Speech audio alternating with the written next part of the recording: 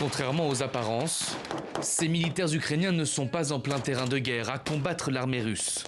C'est bien en France que ces images ont été tournées. Allez, feu! Ok, détruit! Des soldats ukrainiens en entraînement dans un camp militaire français. Allez, on va jusqu'à l'ennemi.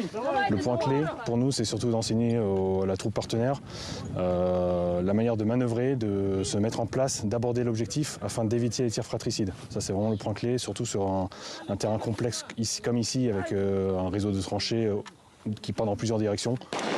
Face à eux, des militaires français qui jouent le rôle de l'ennemi.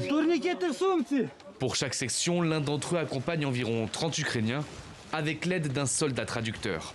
Qu'il n'hésite pas surtout à dire à ses chefs de groupe, si les soldats ne respectent pas la distance, qu'il dit au chef de groupe de répercuter aux soldats pour qu'ils respectent vraiment la distance parce que c'est très important. Ces militaires n'évoluent pas seulement en pleine nature, ils s'entraînent aussi dans les zones urbaines. Dans ce hameau fictif, les soldats doivent gérer une contre-offensive ennemie. Donc là, on est vraiment sur la place au cœur du village où l'ennemi est arrivé vraiment jusque dans les derniers rideaux. Maintenant, charge au chef tactique ici présent de regrouper les forces qui lui restent pour arriver à repousser l'ennemi hors du village et reconquérir ce qui a été perdu dans les dernières demi-heures. Quelques minutes plus tard, mission réussie pour les Ukrainiens. Comme la France, 23 autres pays organisent aussi ce genre de formation.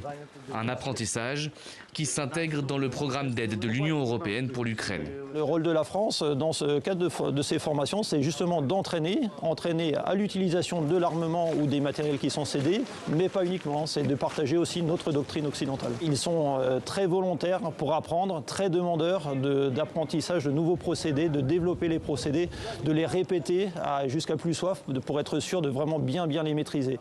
Ces militaires sont loin d'être les seuls à venir s'entraîner en France. Le pays doit former 7000 soldats ukrainiens sur l'ensemble de l'année 2023.